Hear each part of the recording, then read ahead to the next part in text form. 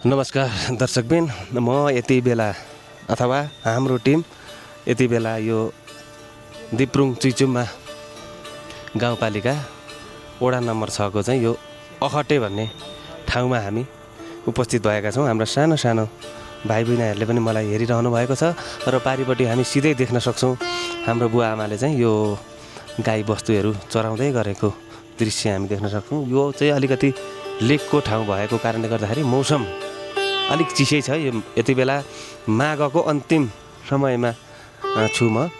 माघको अन्तिम समयमा पानी नपरेको कारणले यहाँ चिसो अत्यधिक मात्रामा भइरहेको छ र यहाँबाट पारिपट्टि देखिने दृश्यहरू अति नै रमाइला अनि सुन्दर, अति नै सुन्दर देखिएका छन्।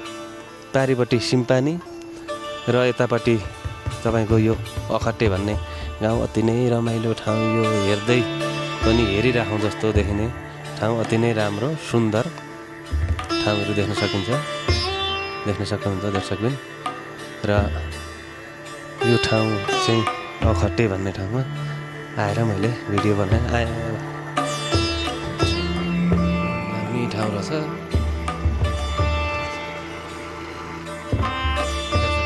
नमस्कार।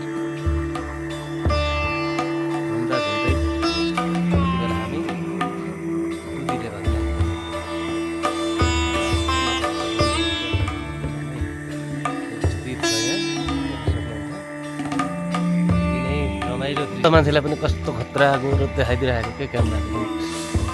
आहा बब्बाल छ सिनहरू देख्न सक्नुहुन्छ होइन।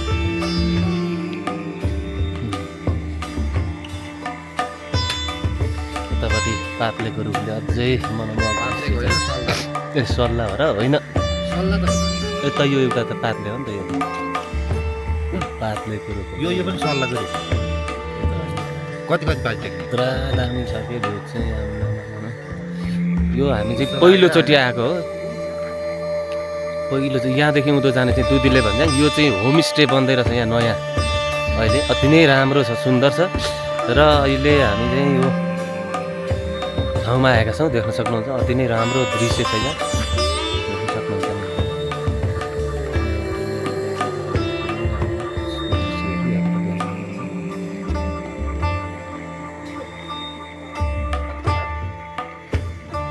सल्लाहघारी पनि छ उता सीता पोखरीबाट प्रवेश गरेको चाहिँ यो ठाउँमा। दर्शकबिन नमस्कार, म यो यति बेला दिप्रुङ चुइचुम गाउँपालिकाको चाहिँ बासथला भन्ने ठाउँबाट चाहिँ यो भिडियो बनाइरहेको छु। यहाँ चाहिँ अलिकति बढी तामाङ जातिको बसोबास रहेको हामीले देख्न पाएँ। घरधुरीहरू एकदमै मिलेर रहेको अति नै राम्रो अनि सुन्दर गाउँ यो बासथला देख्न सक्नुहुन्छ। अति नै राम्रो। यहाँनिर चाहिँ बाटोघाटोको पनि एकदमै सुविधा भएको देख्न सक्नुहुन्छ हामीले। रोड यताबाट हेर्दाखेरि यो रोड, गाडीको रोड देख्न सक्नुहुन्छ। पर एउटा गाडी पार्किङमा पनि रहेको छ त्यहाँ, त्यो पनि देख्न सक्नुहुन्छ। अति नै राम्रो। यति बेला यो बिहानीको मौसम भएको कारणले गर्दाखेरि घाम भर्खरै चाहिँ आउन लागेको हामीले देख्न सकिन्छ। बासथला गाउँबाट म अहिले भिडियो बनाउने क्रममा छु। हिँड्दै गर्दाखेरि हामी यो ठाउँमा ठोकिन पुग्यौँ। अति नै राम्रो छ यो दृश्य, सुन्दर दृश्य छ। यो लेक एकदम महालेक पर्दो रहेछ। हामी बेसीको मान्छेहरूलाई चाहिँ अलिकति गाह्रै हुँदो रहेछ पानीहरू खेलाउनलाई पनि समस्या हुँदो रहेछ। देख्न सक्नुहुन्छ एकदम रमाइलो अनि सुन्दर ठाउँ छ यो बाँस थला बाँस तोला होइन बाँस थला भन्ने चाहिँ बाँस थला चाहिँ रहेछ यो खास चाहिँ वास्तवमा गर्दाखेरि एकदमै अतिथिहरूलाई पनि सत्कार गर्ने एकदमै राम्रो गर्नुहुँदो रहेछ। तल देख्न सकिन्छ यो आलु यहाँको मुख्य खेती चाहिँ आलु नै जस्तो लाग्यो मलाई आलु नै हुन्छ जस्तो लाग्यो किनभने यहाँको आलुहरू पनि दिक्तेलतिर लगेर चाहिँ बेच्ने गरेका हामीले पाइरहेका छौँ। देख्न सक्नुहुन्छ यो पारिपट्टि देखिएको गाउँ छन् साकेला गाउँपालिका अन्तर्गत पर्ने खिदिमा सौरे लगायतका ठाउँहरू यहाँबाट हामीले निहाल्न सकिन्छ देख्न सक्नुहुन्छ। त्यहाँ चाहिँ एकदमै घाम आइसकेको छन् घाम आइसकेको छन् राम्रो छ सुन्दर छ अति नै राम्रो र सुन्दर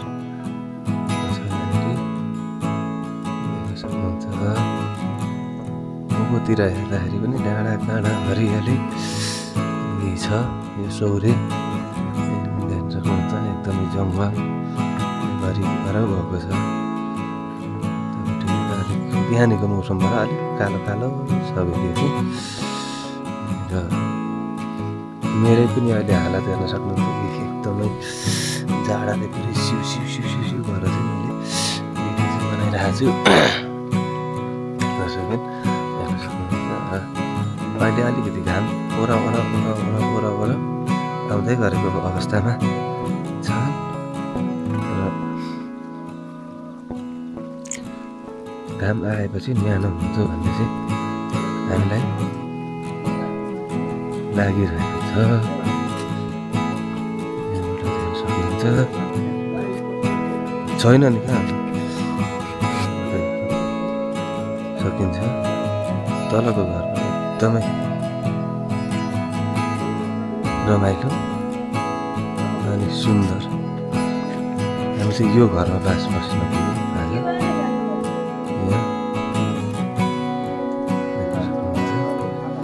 देख्न सक्नुहुन्छ। यहाँ बस्तीको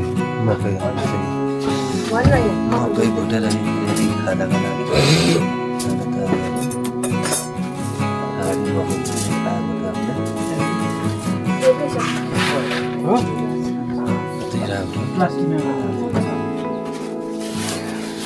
अहिले नै त हालहरू हुन्छ साह्रो हुन्छ हामी यहाँ बस्यौँ यहाँबाट हेर्दाखेरि यो त सुन्दर ठाउँ लेकको सिरक लेकको एकदम सुन्दर घर यो माथि जङ्गल यहाँ बस्नको लागि एकदमै घाँटीहरू बसेर भने चाहिँ एकदमै राम्रो मिटिङ रुम जस्तो बनाएको रहेछ। अर्को कुरा चाहिँ यहाँ सौरेको के खुसी लाग्यो भने घर घरमै धारो अति नै राम्रो सुन्दर दृश्यहरू यहाँबाट देख्न सकिन्छ। पारिपट्टि जङ्गल बस्तु गोठहरू टक्क मिलेको है अति नै राम्रो र सुन्दर देख्न सक्नुहुन्छ। पारिपट्टि बस्तु गोठहरू छ उपपट्टिको यो जङ्गल अति नै मन लोभ्याउने जङ्गल उँभो चाहिँ धेरै ठुलो जङ्गल रहेछ हेर्न सक्नुहुन्छ है अति नै रमाइलो अनि राम्रो लाग्यो यहाँको दृश्य। दर्शकबिन नमस्कार म यस्तै भिडियोहरू बनाएर हजुरहरू माझ पस्किने छु र मेरो च्यानललाई सब्सक्राइब गरिदिनु होला लाइक कमेन्ट गरिदिनु होला। म योभन्दा अझै उत्कृष्ट भिडियोहरू बनाएर हजुरहरू समक्ष प्रस्तुत गर्नेछु दर्शकबिन नमस्कार।